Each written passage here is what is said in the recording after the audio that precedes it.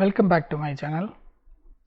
இன்றைக்கி நம்ம பார்க்க போகிற டாபிக் என்னென்னு கேட்டிங்கன்னா, இன்ட்ராடே ட்ரேடிங்கில் காமன் மிஸ்டேக்கு நம்ம என்ன நார்மலாக பண்ணிகிட்ருக்கோம், அதோட இம்பேக்ட்டு, அதோட ரிசல்ட்டு என்ன வரும் அப்படிங்கிறத தான் நம்ம பார்க்க போகிறோம். இது வந்து நிறையா வீடியோஸில் எல்லோரும் சொல்கிற சேம் டாபிக் தான். பட் இது வந்து நான் ஷேர் பண்ணுறது வந்து என்னோடய ஓன் எக்ஸ்பீரியன்ஸில் நான் வந்து ட்ரேடிங் பண்ணும்போது என்னெல்லாம் மிஸ்டேக் நான் பண்ணுறேன், அதை எப்படி கரெக்ட் பண்ணிக்கிட்டேன், என்னென்னலாம் நார்மல் திங்ஸ் வந்து நம்ம பாயிண்ட் அவுட் பண்ணணும் டியூரிங் இன்ட்ராடே ட்ரேடிங்கில், அதை பற்றி தான் நான் இப்போ உங்கள் கூட ஷேர் பண்ண போகிறேன். இன்றைக்குள்ள டாப்பிக்கு தினசரி வர்த்தகத்தில் பொதுவாக செய்யும் தவறுகள் மற்றும் அதன் தாக்கங்கள். Intraday trading common mistake and impact, அதை பற்றி தான் நம்ம பார்க்க போகிறோம். இதை வந்து நான் 4 பாயிண்ட்ஸாக உங்களுக்கு எக்ஸ்பிளைன் பண்ணுறேன். நம்பர் 1 வந்து இம்ப்ராப்பர் பை அண்ட் செல்லு, அதாவது பாயிண்ட் ஆஃப் என்ட்ரி வந்து கரெக்ட் பாயிண்ட் இல்லாத இடத்துல நம்ம என்ட்ரி கொடுக்குறது அண்டு ப்ராப்பர் எக்ஸிட் ஆகாமல் இருக்கிறது. Point number 2 stop loss not maintained, stop loss இல்லாமல் நம்ம ட்ரேட் பண்ணுறது. Point number 3 time and money management, நம்மளோட டைம் கால்குலேஷனை கால்குலேட் பண்ணாமது, மணி மேனேஜ்மெண்ட்டை கரெக்டாக ஃபாலோ பண்ணாதது. நம்பர் 4 வந்து emotional control, fear and greed, அதாவது பயத்தில் ட்ரேட் பண்ணுறது, பேராசையில் ட்ரேட் பண்ணுறது. இந்த 4 பாயிண்ட்டு தான் என்னோடய எக்ஸ்பீரியன்ஸில் நான் இப்போ எக்ஸ்பிளைன் பண்ணுறேன் உங்களுக்கு. இது வந்து மேஜர் 4 பாயிண்ட்ஸு. இதை வந்து நம்ம கரெக்டாக வந்து ஃபாலோ பண்ணி ட்ரேட் பண்ணாலே மேக்ஸிமம் நம்மளுக்கு வந்து ஒரு ப்ராஃபிட் ஜோனில் வர்றதுக்கு சான்சஸ் இருக்குது. பாயிண்ட்டு இன் டீட்டெயில் என்னங்கிறத பார்க்கலாம். Improper buy and sell, entry and exit அப்படின்னா என்னென்னு கேட்டிங்கன்னா, நம்ம ஒரு ட்ரேடு எக்ஸிக்யூட் பண்ண போகிறோம் அப்படின்னா அந்த ட்ரேடோட மெயின் ரீசன் நமக்கு தெரிஞ்சிருக்குன்னு, எதனால நம்ம என்ட்ரி ஆகிறோம், எதனால நம்ம எக்ஸிட் பண்ணுறோம் அப்படிங்கிறது தெரிஞ்சிருக்குன்னு, அதாவது ப்ராப்பர் ரீசன் இருக்குன்னு. நம்ம பையிங் அண்டு செல்லிங்க்கு என்ட்ரி கொடுக்கும்போது ப்ராப்பர் ரீசன் இருந்து தான் நம்ம ட்ரேட் பண்ணணும். இன்கேஸ் கேண்டில் வந்து பிரேக் அவுட் கொடுக்க போகுது, அபோவ் ரெசிஸ்டன்ஸ் போகுது, இல்லை டவுன்ஃபால் கொடுக்க போகுது, பிலோ சப்போர்ட்டு பிரேக் அவுட் கொடுக்க போகுது அப்படிங்கிறதுக்கு நமக்கு ஒரு கன்ஃபர்மேஷன் தெரிஞ்சதுன்னா நம்ம அதை பேஸ் பண்ணி என்ட்ரி கொடுக்குறது ஒரு ரீசனபிள் ட்ரேடாக இருக்கும்.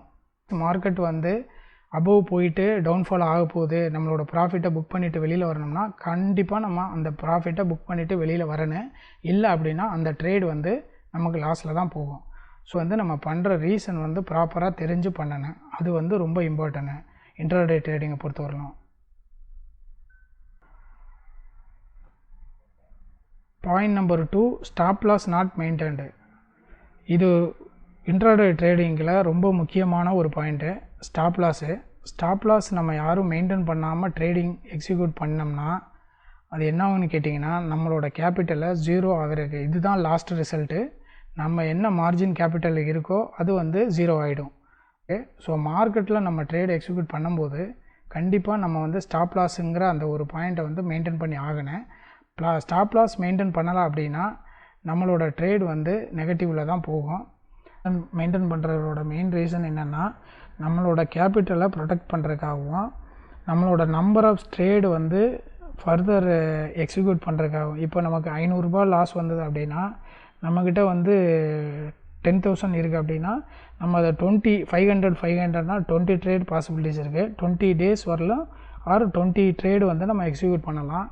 இதே இது நம்ம ஸ்டாப் லாஸ் மெயின்டைன் பண்ணாமல் இருந்தால் அது வந்து 1000 ரூபீஸ், அதாவது 500 ஸ்டாப் லாஸ் வைக்கிற இடத்துல நம்ம வந்து ஸ்டாப் லாஸ் வைக்காமல் 1000 2000 வரலாம் போச்சுன்னா நம்மளோட கேபிட்டல் மார்ஜின் ஈஸியாக வந்து ரெடியூஸ் ஆகிடும், நம்மளோட நம்பர் ஆஃப் ட்ரேட்ஸும் ரெடியூஸ் ஆகிடும். ஸோ நம்ம ஃபர்தர் வந்து ட்ரேடு எக்ஸிக்யூட் பண்ணக்கூடிய கண்டிஷனில் வரமாட்டோம். ஸோ அதனால் ஸ்டாப் லாஸுங்கிறது ரொம்ப இம்பார்ட்டன்ட். ஸ்டாப் லாஸ் மெயின்டைன் பண்ணியே ஆகணும். சில பேர் மைண்டில் ஸ்டாப் லாஸ் வைப்பாங்க, சில பேர் ரியல் ஸ்டாப் லாஸு ஆர்டர் வந்து எக்ஸிக்யூட் பண்ணுவாங்க. Real stop loss order execute பண்ணுறது தான் ஆல்வேஸ் பெட்டரு. என்ன ரீசன் கேட்டிங்கன்னா, நம்ம மைண்டில் வச்சுருப்போம் இந்த லெவலுக்கு கீழே வந்ததுன்னா நம்ம க்ளோஸ் பண்ணுவோம்னு சொல்லிவிட்டு, ஆனால் அதே மாதிரி இந்த லெவல் வரலும் வரும், வந்து அடுத்த கேண்டில் எகெயின் டவுன்ஃபால் போகும். ஸோ நம்ம வந்து 1000 ரூபா ஸ்டாப் லாஸ் நினச்ச இடத்துல 3000 ரூபா ஸ்டாப் லாஸ் வந்திருக்கும். தென் எகெயின் நம்ம என்ன நினைப்போம், இது வந்து ரெக்கவரி ஆகி மேலே வரும் அப்படின்னு நினைப்போம்.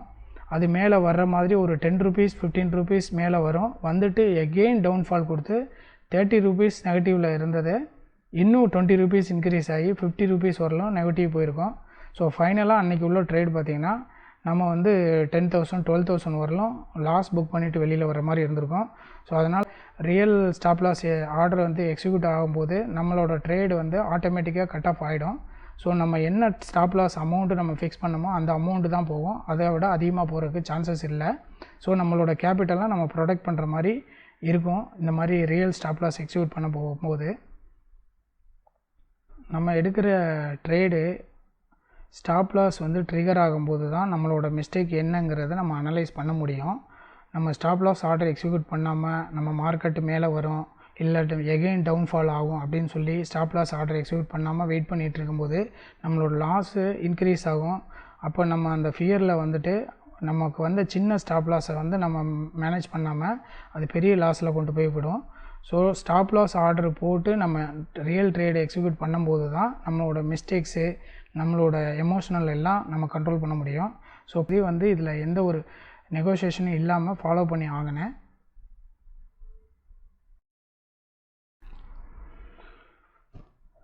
Point number 3 time and money management.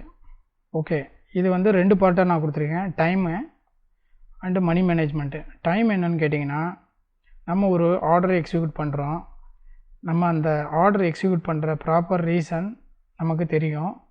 அதை எதை பேஸ் பண்ணுறோம்னா பிரேக் அவுட் ட்ரேடை நான் பண்ணுற எல்லா ட்ரேடும் வந்து பிரேக் அவுட் ட்ரேட் தான். ஸோ பிரேக் அவுட்டை பேஸ் பண்ணி நான் என்ட்ரி கொடுத்துட்டேன். ஸோ ஃபஸ்ட்டு பாயிண்ட்டை நம்ம கம்பல்சரி ஃபாலோ பண்ணியாச்சு. Reason improper buying and cell, அது வந்து நம்ம பாயிண்ட்டு நம்பர் 1 வந்து ப்ராப்பராக நம்ம ஃபாலோ பண்ணிட்டோம். நமக்கு ரீசன் தெரியும் எதனால நம்ம என்ட்ரி கொடுக்குறோம், நம்ம எந்த பாயிண்டில் எக்ஸிட் ஆக போகுங்கிறது நமக்கு தெரியும். இந்த பாயிண்ட் நம்பர் 3 வந்து அதை பேஸ் பண்ணி தான் இருக்குது டைமு. இப்போ நம்ம என்ட்ரி கொடுத்ததுக்கப்புறம் மார்க்கெட் எப்படி வேணாலும் போகலாம்.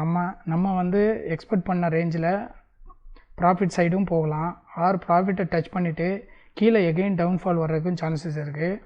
இல்லை அப்படின்னா ப்ராஃபிட் சைடே போகாமல் நம்ம எடுத்த பாயிண்ட்லேருந்து மார்க்கெட் டவுன்ஃபால் கொடுத்து ஃபர்தர் லாஸு கண்டினியூ பண்ணலாம். ஸோ இது வந்து நம்ம என்ன பண்ணோம்னா நம்மளோட ஸ்டாப் லாஸை நம்ம மெயின்டைன் பண்ணியிருப்போம் கண்டிப்பாக. பாயிண்ட் நம்பர் 2வையும் நம்ம ஃபஸ்ட்டு எக்ஸிக்யூட்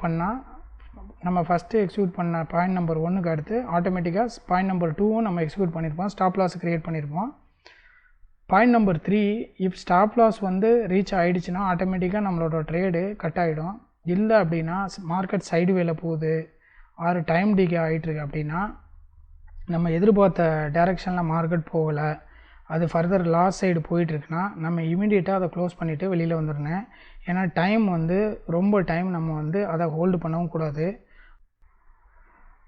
ஆப்ஷன் பையர்ஸுக்கு டைம் அப்படிங்கிறது ஒரு பெரிய இம்பார்ட்டன்ட் பாயிண்ட்டு, அதை நம்ம ஃபாலோ பண்ணி தான் ஆகணும்.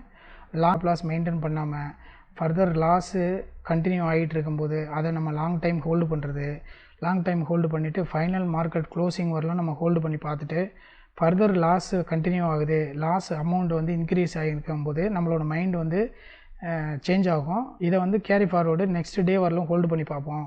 மார்க்கெட்டு ஃபேவராக ஓப்பன் ஆச்சுன்னா நமக்கு இந்த லாஸ் வந்து ரெக்கவரி ஆகும் அப்படின்னு சொல்லிட்டு நம்ம திங்க் பண்ணி அதை நெக்ஸ்ட்டு டே வரலும் கேரி ஃபார்வர்டு கொண்டு போவோம். கேரி ஃபார்வர்டு கொண்டுட்டு போகிறது ஒரு பெரிய தப்பு. அது என்னன்னு கேட்டிங்கன்னா பை லக்கில் தான் உங்களுக்கு வந்து அது வந்து வந்த லாஸ் வந்து ரெக்கவரி ஆகும். இல்லை அப்படின்னா லாஸை வந்து நம்ம க்ளோஸ் பண்ணுவோம். இன்கேஸு நோ கெயின் நோ லாஸ்லாம் நம்ம க்ளோஸ் பண்ணுவோம். ஆனால் மேக்ஸிமம் ட்ரேடு பார்த்திங்கன்னா அந்த மாதிரி கேரி ஃபார்வர்ட் பண்ணி மேக்ஸிமம் ட்ரேடு நம்ம கொண்டு போகிற ட்ரேடு எல்லாமே நெக்ஸ்ட்டு டே நம்மளோட டைரெக்ஷனுக்கு கொஞ்சம் லாஸ் ரெக்கவரி கொடுத்துட்டு எகெயின் 1 or 2 கேண்டிலில் நம்ம நேத்திக்கு வந்த லாஸை விட அதிகப்படியான லாஸு நெக்ஸ்ட் டே கொடுக்கும். ஸோ அப்போ நம்ம என்ன பண்ணுவோம்னா நம்மளோட மார்ஜின் 0 ஆகிறதுக்கு பாசிபிலிட்டிஸ் இருக்குது. இல்லை அப்படின்னா நேத்திக்கு வந்த லாஸை விட இன்றைக்கி அதிகமான லாஸ் வந்தனால என்ன பண்ணுவோம்னா ஒரு பயத்தில் நம்ம அந்த ட்ரேடை க்ளோஸ் பண்ணிவிட்டு வெளியில் வருவோம். ஸோ இது வந்து ஒரு மேஜர் பாயிண்ட்டு தான். பாயிண்ட் நம்பர் 3ங்கிறது டைம் வந்து நம்ம கன்சிடர் பண்ணியே ஆகணும். டைம் கன்சிடர் பண்ணாட்டி அதோட இம்பேக்ட்டும் வந்து லாஸ் சைடு போகிறதுக்கு சான்சஸ் நிறையா இருக்குது.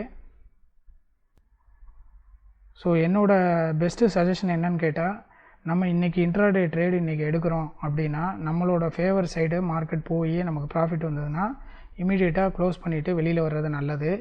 இல்லை நமக்கு ஃபேவராக வரலை, மார்க்கெட்டு ஆப்போசிட் டைரெக்ஷனில் போயிடுச்சுன்னா அதை வந்து லாஸில் புக் பண்ணிவிட்டு வெளியில் வர்றது பெட்டரு. அதை நெக்ஸ்ட் டே வரலாம் அந்த அந்த ஸ்ட்ரைக் ப்ரைஸை நம்ம ஹோல்டு பண்ண பொசிஷனை கேரி ஃபார்வர்ட் பண்ணுறது அது பெரிய மிஸ்டேக்கு. அது வந்து அந்த தவறை வந்து யாரும் பண்ணாமல் இருக்கிறது நல்லது. ஸோ அதனால் டைமை வந்து கன்சிடர் பண்ணினேன். மேக்ஸிமம் கேரி ஃபார்வர்ட் பண்ணி next day or week end R month end வரலும் கொண்டு போகிறது ஆப்ஷன் பையர்ஸுக்கு ஃபேவர் கிடையாது. அதே பாயிண்ட் நம்பர் 3ல் மணி மேனேஜ்மெண்ட்டு. மணி மேனேஜ்மெண்ட் என்னென்னா, நம்மளோட கேபிட்டல் எவ்வளவு இருக்கோ அதில் சர்டன் அமௌண்ட்டு தான் நம்ம ரிஸ்க் எடுக்கணும். நம்ம அதிகப்படியான ட்ரேடு பல்க் அமௌண்ட்டை ஃபுல்லாக பல்க் குவான்டிட்டி பை பண்ணுறது அது வந்து ப்ராஃபிட்டில் வந்துடும் பல்க் குவான்டிட்டி அப்படின்னு சொல்லிட்டு நம்ம இமேஜின் பண்ணி போய் இப்போ பண்ணுறது வந்து அதுவும் ரிஸ்க்கு தான். ஸோ மணி மேனேஜ்மெண்ட்டு நம்மளோட கேபிட்டலுக்கு எத்தனை பர்சன்ட், மினிமம் 1% ஆர் 2% வந்து ரிஸ்க்கு வச்சுட்டு நம்ம ஸ்டாப் லாஸ் மெயின்டைன் பண்ணி வெளியில் வர்றது நல்லது. பல்க் குவான்டிட்டி போடும்போது மார்க்கெட் வந்து ஒரு ஹைக் கொடுத்தாலும் நமக்கு ப்ராஃபிட் வரும். அந்த ப்ராஃபிட்டை நம்ம புக் பண்ண தவறிட்டோம் அப்படின்னா செகண்ட் கேண்டில் தேர்ட் கேண்டிலில் ஒரு சிங்கிள் டவுன்ஃபால் கொடுத்தாலும் நமக்கு வந்த ப்ராஃபிட் மாதிரி 3 times லாஸில் போகும். ஸோ அந்த டைம் என்ன ரீசன் கேட்டிங்கன்னா, நம்ம பல்க் குவான்டிட்டி பை பண்ணி வச்சுருக்கனால. ஸோ பல்க் குவான்டிட்டி பை பண்ணாமல் கம்மியான குவான்டிட்டியில் பையர்ஸை ட்ரேட் பண்ணி ப்ராப்பர் ஸ்டாப் லாஸு ப்ராப்பர் ப்ராஃபிட்டில் வெளியில் வர்றது always better. Point number 4 emotional control. இது வந்து ரொம்ப முக்கியம் இன்ட்ராடே ட்ரேடர்ஸ்க்கு. Emotional control, fear and grid.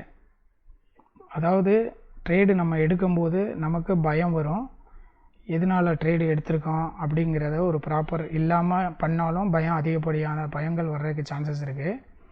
அதே மாதிரி நம்ம கரெக்டு என்ட்ரி எக்ஸிட் கொடுத்தாலும் மார்க்கெட் ஒரு சிங்கிள் டவுன் கொடுத்தாலும் நமக்கு அந்த பயம் க்ரியேட் ஆகும்.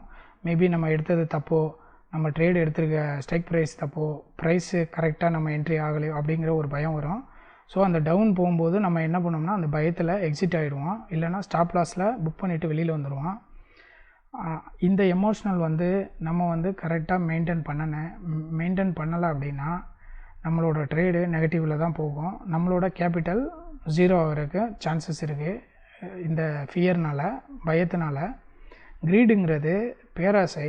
இப்போ நமக்கு ஒரு சின்ன ப்ராஃபிட் வந்துருச்சு அப்படின்னா நெக்ஸ்ட்டு ட்ரேடு எக்ஸிக்யூட் பண்ணுவோம். அதுக்கப்புறம் அந்த ட்ரேடு வந்து நெகட்டிவில் போகும். அப்போ தேர்டு ட்ரேடு மறுபடியும் நம்ம லாஸ் ரெக்கவரி பண்ணுவோம்னு சொல்லிவிட்டு நானே இதே மாதிரி மிஸ்டேக் நிறையா பண்ணியிருக்கேன். தேர்டு ட்ரேடு எக்ஸிக்யூட் பண்ணுவோம், அதில் ப்ராஃபிட் வரும். அப்போ நம்ம என்னென்னா நம்மளோட கான்ஃபிடென்ட் லெவல் வந்து ப்ராஃபிட்டு நெக்ஸ்ட் ட்ரேடு பண்ண நம்மளோட ப்ராஃபிட் லெவல் வந்து இன்க்ரீஸ் ஆகும்னு சொல்லிவிட்டு ஃபர்தர் ட்ரேடு போகும்போது அது வந்து லாஸில் தான் போய் இருக்கும். ஸோ பேராசைங்கிறதும் கூடாது. அன்றைக்கி ப்ராஃபிட் வந்தது அப்படின்னா அன்றைக்கி உள்ள ட்ரேடை அதோடு க்ளோஸ் பண்ணிவிட்டு நம்ம மார்க்கெட்டை வந்து ஃபர்தர் கண்டினியூ பண்ணக்கூடாது. நெக்ஸ்ட் டே பார்த்துக்கலாம், இல்லை ப்ராஃபிட்டோ லாஸோ நெக்ஸ்ட் டே ட்ரேடில் நம்ம கவர் பண்ணிக்கலாம் அப்படிங்கிற ஒரு மென்டாலிட்டிக்கு வரணும். இந்த வீடியோவில் நான் ஷேர் பண்ணியிருக்க இந்த 4 பாயிண்ட்ஸு எல்லாருக்கும் யூஸ்ஃபுல்லாக இருக்கும்னு நினைக்கிறேன். யாரெல்லாம் இந்த 4 பாயிண்ட்ஸை ஸ்ட்ரிக்டாக ட்ரேடிங்கில் ஃபாலோ பண்ணுறாங்களோ அவங்களோட ட்ரேடு ஹிஸ்ட்ரியை ரிவ்யூ பண்ணி பார்த்தீங்கன்னா நல்ல ஒரு இம்ப்ரூவ்மெண்ட்டு தெரியும். இந்த வீடியோ வந்து எல்லாருக்கும் யூஸ்ஃபுல்லாக இருக்கும்னு நான் நினைக்கிறேன். இந்த வீடியோ பார்க்குறவங்க கமெண்ட் பண்ணுங்கள், சப்ஸ்கிரைப் பண்ணுங்கள். நிறையா வியூவர்ஸ் வந்து வீடியோ பார்க்குறாங்க ஆனால் வித்தவுட் சப்ஸ்கிரிப்ஷனில். சப்ஸ்கிரைப் பண்ணுங்கள், கமெண்ட் கொடுங்க, உங்களோட ஷேரிங்ஸையும் வந்து கமெண்டில் தெரியப்படுத்துங்க. நீங்கள் கொடுக்குற சப்போர்ட்னால் நமக்கு ஒரு மோட்டிவேட்டடாக இருக்கும்.